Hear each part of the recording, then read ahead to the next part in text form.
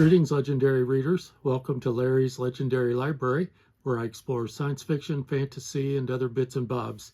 Today is Magazine Monday, and today we are going to dive into Imagination Science Fiction, April 1956. Malcolm Smith is illustrating one of the stories that we'll be discussing today.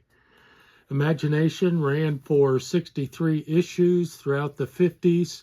About 7.5 years total, and we'll look at 3 stories, review and rate, and give my taxonomy for each story. First is Legion of Lazarus by Edmond Hamilton. I previously reviewed a Edmond Hamilton story on Magazine Monday from Thrilling Science Fiction, and let's just say it was a little less than thrilling, L2 Low Key. So let's see if this one does any better. This story follows Hearst, a man unjustly convicted of murder, sentenced to a peculiar form of punishment, exile out through an airlock. Thanks to some kind of adaptive science, he survives in suspended animation for 50 years in deep space, and after 50 years, his sentence is over, but pretty much everyone he knows and loves has died. And so after the 50 years are up, when Hearst returns, others like him that have gone through this process, either through punishment or from just some kind of a space catastrophe where they're thrown out into space and preserved. They are known as Lazarites. They have developed enhanced ESP-like abilities, and the name clearly evokes Lazarus from the Bible, who was raised from the dead, and that symbolism fits nicely here. Determined to clear his name, Hearst sets out to uncover the real murderer. His search leads him to Mars, where he's pursued by multiple factions, and at first he isn't quite sure who he can trust. Everyone seems to be after titanite, an extremely valuable substance found on one of Saturn's moons, Titan, and this titanite, come to find out, was the true motive behind the original crime. Eventually, Hearst aligns himself with a group seeking titanite in order to build a starship, one that would allow the Lazarites to escape prejudice and find a place among the stars where they can live freely. After a series of adventures, the story reaches a satisfying conclusion. I really enjoyed this one.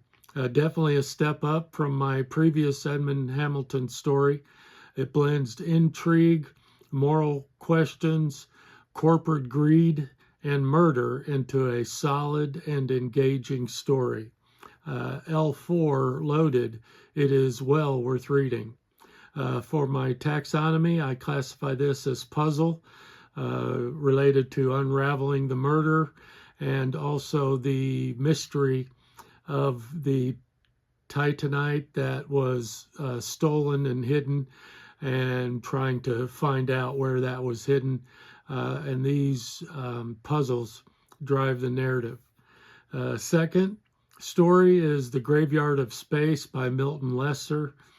Ralph and Diane are a married couple. They're on the brink, both professionally and personally. They are on an asteroid mining venture on asteroid 4712. This venture has failed, and they are planning to return home and also planning to separate once they get there. But fate intervenes. After a mechanical failure, they find themselves stranded in the Sargasso of space, a graveyard of derelict ships named after the Sargasso Sea in the Atlantic, where floating seaweed traps vessels and leaves them abandoned. To survive, Ralph and Diane must venture out into the wreckage to salvage parts, knowing full well that those Derelict ships contain not just machinery, perhaps finding what they need for their old ship, but also would contain the remains of dead crews. The salvage mission is tense, it is disturbing, but ultimately successful, though not without conflict, both external and emotional. I like this story quite a bit.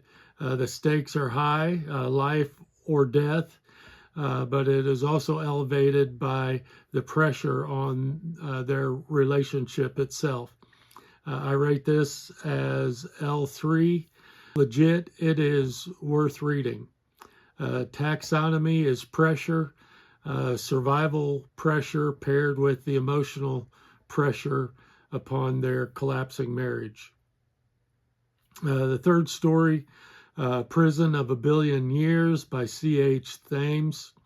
This I didn't realize until reading this that is a pen name for Milton Lester, author of the last story we just read. In this story, our protagonist is Adam Slade. He's been sent back in time a billion years to Earth's Archaeozoic era, long before life existed, and he's sent there as a punishment in a prison. Just hours before his scheduled execution, Adam kills a guard and takes Marcia, a reporter covering the execution, as a hostage, and he escapes the domed prison into a hostile, lifeless world. Adam's goal is clear. He endeavors to reach the time machine and escape permanently. Meanwhile, prison forces are in pursuit, and Marcia is trapped in an increasing, terrifying situation. Events unfold rapidly, and the story builds toward a conclusion that's both tense and also surprisingly thoughtful. I really enjoyed this one.